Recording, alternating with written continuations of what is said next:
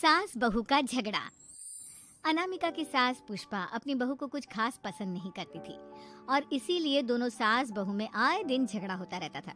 सास बहू के झगड़े के चक्कर में अनामिका के पति मोहित की जिंदगी मुश्किल में पड़ गई थी। बेचारा बार बार माँ और बीवी के झगड़े को सुलझाता ही रहता था, लेकिन दोनों समझने का नाम नहीं लेती थी। वैसे तो सब कुछ ठीक ठाक चल रहा था, लेकिन एक दिन अनामिका और पुष्पा के अंदर जोरदार झगड़ा हुआ और बात कुछ इस तरह थी। बहू, मैंने तुम्हें कल अपनी एक साड़ी धोने के लिए दी थी। हाँ मम्मी जी, वो साड़ी धोकर मैंने आपकी अलमारी में रख दी है। उसी की बात कर रही हूँ मैं। जरा देख तो, इस साड़ी को देखकर किसी भी तरह से लगता है ये धुली हुई है।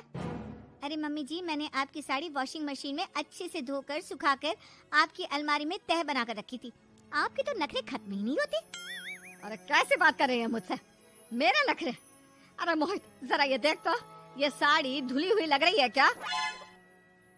अरे मम्मी, जब अनामिका कह रही है कि उसने साड़ी धोई थी तो मान लो ना। हर बात पर झगड़ा करना जरूरी है क्या? क्या है ना मोहित, तुम्हारी माँ को तो मेरे हर काम में नुस्ख निकालने की आदत पड़ गई है। जब तक दो चार खरी खोटी सुना नहीं लेती ना, इनका दिन नहीं निकलता। अरे चुप कर, बहू होकर मुझे जवाब देती हो। एक तो गंदे कपड़े उठाकर अलमारी में रख दिए, ऊपर से कैंची की तरह कचर कचर बोली जा रही हो। अरे मम्मी जी, आपको समझ में नहीं आता क्या? मैंने साड़ी धो कर रखी थी, तो फिर इतनी गंदी क्यों लग रही है? अब मुझे क्या पता मम्मी जी। आप इस पर इस तरह तेल और घी की चिकनाई के दाग लगाकर लाएंगी तो ये मेरी जिम्मेदारी थोड़ी ना है। अरे तो हाथ से धोना चाहिए था ना। मैं आपकी बहू हूँ, नौकरानी नहीं जो एक कपड़ा रगड़ रगड़ कर हाथ से धो दूंगी। आपको पहननी है तो पहनिए, नहीं तो रख दीजिए। तुझे तो मैं अच्छी तरह बताऊंगी, मुझे जवाब देती है। एक दिन सुबह के वक्त। अरे अनामिका, मेरी व्हाइट शर्ट कहाँ है? आज ऑफिस में बहुत बड़ा प्रेजेंटेशन है और मुझे वो व्हाइट शर्ट पहन कर जाना है। मुझे पता है, आपने मुझे 2 दिन पहले ही बता दिया था और आपकी शर्ट मैंने धोकर अच्छी तरह आयरन करके अलमारी में लगा दी है। जाइए वहाँ से ले लीजिए। अनामिका, ये तुमने क्या किया? ये देखो, शर्ट पर लिपस्टिक का दाग लगा हुआ है और ये तो एक जगह से जल भी गई है। नहीं नहीं मोहित, ऐसा नहीं हो सकता। मैंने तो तुम्हारी शर्ट ठीक से इस्त्री करके अलमारी में लगाई थी। तो फिर ये जल कैसे गई? अपने आप अलमारी में लटके लटके थोड़ी ना जल जाएगी। पर मोहित, मुझे अच्छी तरह याद है। देखो, अपनी गलती को छुपाने की कोशिश मत करो। और अगर शर्ट जल भी गई थी तो तुम्हें पहले बताना चाहिए था ना। मैं नई शर्ट लेकर आ जाता। अब ऐन वक्त पर शर्ट कहाँ से लेकर आऊं? मेरा इतना इम्पोर्टेंट प्रेजेंटेशन था, सब खराब हो जाएगा। अरे बेटा, क्यों परेशान होता है? ये देख, मैंने तेरे लिए पहले से ही एक नई व्हाइट शर्ट ला कर रखी है। लेकिन मम्मी, आप मेरे लिए व्हाइट शर्ट क्यों लेकर आई? अरे मुझे पता था तेरा प्रेजेंटेशन होने वाला है और अपनी इस बहू पर तो मुझे बिल्कुल भी भरोसा नहीं। क्या पता मेरी साड़ी की तरह तेरी शर्ट भी गंदी करके रख देती। और देख, वही हुआ ना। बेटा, सारी टेंशन छोड़ और ये नई शर्ट पहन कर जा। थैंक यू मम्मी, आज तो आपने बचा लिया मुझे। कुछ दिनों के बाद। अरे अनामिका, जानती हो, ऑफिस में मेरा जो दोस्त है ना अमर, आज उसका बर्थडे है और उसे तुम्हारे हाथ का चॉकलेट केक बहुत पसंद है। थोड़ा सा बनाकर टिफिन में रख दो ना प्लीज। हाँ हाँ, क्यों नहीं। मैं बहुत अच्छा केक बनाकर आपके दोस्त के लिए रख दूंगी। तुम्हारे हाथ का खाना खाकर तो वैसे ही मेरे ऑफिस के सारे लोग इतनी तारीफ करते हैं, क्या बताऊं। प्लीज एक अच्छा सा केक और बना दो, मेरी तो ऑफिस में शान बढ़ जाएगी। अनामिका केक बनाने के लिए रख देती है। पुष्पा चुपचाप जाकर उस पर ढेर सारा नमक डाल देती है। देख अमर, तेरी भाभी ने तेरे लिए चॉकलेट केक बनाकर भेजा है, तुझे बहुत पसंद है ना? यार, तू बहुत किस्मत वाला है। भाभी इतना अच्छा खाना बनाती है और साथ में केक भी। वैसे भाभी को थैंक यू बोलना। थैंक यू बाद में, पहले तो ये केक खा कर देख। बहुत मेहनत से बनाया है अनामिका ने। अरे यार, इस केक में तो बहुत सारा नमक है। लगता है भाभी ने शक्कर की जगह खूब सारा नमक डाल दिया है। अरे मोहित, तू तो अपनी बीवी की कुकिंग की बहुत तारीफ करता फिरता है।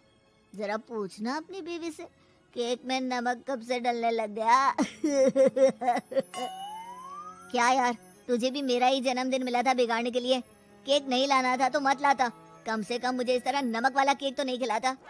अरे नहीं यार, अनामिका ऐसा नहीं कर सकती, जरूर कुछ गड़बड़ हुई होगी। घर जाने के बाद।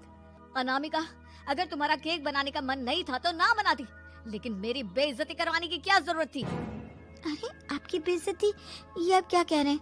मैंने तो सुबह आपको इतने अच्छे तरीके से केक बना कर दिया था हाँ, लेकिन उसमें इतना सारा नमक डाल दिया था कि आज ऑफिस में मेरा अच्छा खासा मजाक बना है। मेरे सारे दोस्त हंस रहे थे मुझ पर।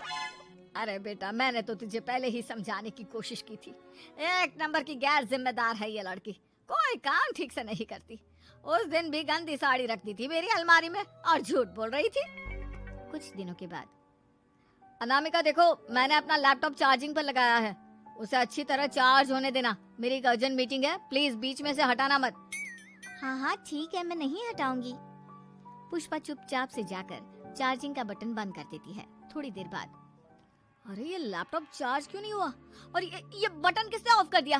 अनामिका इधर आओ। क्या हुआ? क्यों चिल्ला रहे इतना? अनामिका, मैंने तुमसे कहा था ना, मेरा लैपटॉप चार्जिंग पर लगा हुआ है, मेरी अर्जेंट मीटिंग है। तुमने इसका स्विच ऑफ क्यों कर दिया? अरे मैंने ऐसा कुछ नहीं किया, मैं क्यों स्विच ऑफ करूंगी? कुछ दिनों से देख रहा हूँ अनामिका, तुम मेरा हर काम बिगाड़ देती हो। देखो ये अच्छी आदत थी, कम से कम तुम्हें इस बात का तो ध्यान रखना चाहिए था कि मेरी कितनी इम्पोर्टेंट मीटिंग थी। अब क्या करूंगा मैं? आई एम सॉरी मोहित, लेकिन सच में मैंने जानबूझकर कुछ नहीं किया। अगर जानबूझकर नहीं किया तो क्या सब कुछ अपने आप हो जाता है? कभी मेरी शर्ट जल जाती है, कभी केक में नमक डल जाता है। आप मेरी बात क्यों नहीं सुनते? मैंने जानबूझकर कुछ नहीं किया। फिर से वही बात। अरे कितनी बार तुम्हें समझा चुका हूँ, इस तरह मेरा काम बार बार मत बिगाड़ा करो। तुम जानती हो मुझे कितनी प्रॉब्लम होती है। ऑफिस में तो पहले ही बेइज्जती करा चुकी हो, और अब ये मीटिंग, ये भी मेरे हाथ से निकल गई। अनामिका की समझ में कुछ नहीं आता कि आखिर उसके साथ ये सब क्या हो रहा था और क्यों हो रहा था। फिर कुछ दिनों के बाद मोहित अपने ऑफिस से कुछ फाइल लेकर घर आता है। अनामिका, ये कुछ फाइलें हैं, इन्हें संभाल कर रख दो। और प्लीज इस बार ध्यान से, कोई गड़बड़ी नहीं होनी चाहिए। नहीं मोहित, कोई गड़बड़ी नहीं होगी। मैं सारी फाइल्स अलमारी में लॉक करके रखूंगी और चाबी अपने पास रखूंगी। अनामिका, जरा अलमारी की चाबी तो देना। क्यों मम्मी जी, आपको क्या काम है? उसमें मोहित की जरूरी फाइल रखी है और मैं नहीं चाहती कि इस बार कोई भी गड़बड़ हो। पता नहीं कुछ दिनों से हर काम खराब हो जाता है। अरे मुझे उसमें से पैसे निकालने हैं और उसके बाद ले लेना अपनी चाबी। मैं खा नहीं जाऊंगी तुम्हारे पति की फाइल। अनामिका को अपनी सास पर शक होता है। चाबी देने के बाद वो चुपचाप छुपकर अपनी सास की हरकत देखती है। ये फाइलें उठाकर डस्टबिन में डाल देती हूँ, फिर देखना कैसे मोहित इसकी खबर लेगा। इस बार तो छोड़ेगा नहीं इसे। वैसे भी पहले मैंने जो कुछ भी किया है उसकी वजह से अच्छी खासी डांट पड़ी है, मजा आ जाएगा। अच्छा तो ये बात है, सारा काम मम्मी जी बिगाड़ देती हैं, वो भी इसलिए क्योंकि मेरा उनसे झगड़ा हो गया है। सास के जाने के बाद अनामिका मोहित को बुलाकर लाती है। क्या हुआ अनामिका, क्या दिखाना है? ये देखिए, आपकी फाइल डस्टबिन में पड़ी हुई है। इसीलिए तो कहा था संभाल कर रखना, और तुमने उठाकर ये फाइल डस्टबिन में डाल दी। मैंने नहीं, तुम्हारी मम्मी ने डाली है, मुझसे बदला लेने के लिए, ताकि तुम मुझे डांटो। और अगर मैंने डाली होती तो मैं तुम्हें दिखाने के लिए बुलाकर तो नहीं लाती ना। सही कह रही हो, मैं अभी मम्मी से जाकर बात करता हूँ। थोड़ी देर बाद, मम्मी सच सच बताइए, मेरी फाइल अलमारी में से निकालकर डस्टबिन में आपने डाली थी ना? अरे अपनी माँ पर इल्जाम लगाता है, शर्म नहीं आती तुझे? मैं इल्जाम नहीं लगा रहा हूँ मम्मी, जो सच है वही पूछ रहा हूँ। आप जल्दी से बताइए आपने ऐसा क्यों किया? अरे तो क्या करती, तेरी बीवी मुझसे झगड़ा करती है, उल्टे सीधे जवाब देती है, मुझे उससे बदला लेना था। अरे मम्मी, लेकिन आप दोनों के झगड़े के चक्कर में मेरा कितना नुकसान हुआ है, ये कभी सोचा आपने? मम्मी जी, अगर आपका बदला पूरा हो गया हो तो आइंदा ऐसी कोई हरकत मत करना, क्योंकि अब आपकी सच्चाई हमारे सामने आ चुकी है। यह तो वक्त ही बताएगा मैं क्या करूंगी और क्या नहीं। मम्मी जी, कहा ना आप ऐसा कुछ नहीं करेंगी। अरे मेरी जो मर्जी आएगी वो मैं करूंगी। मेरा सर घूम रहा है, सास बहू के झगड़े में मेरी जिंदगी का तो कचरा हो गया है, कचरा।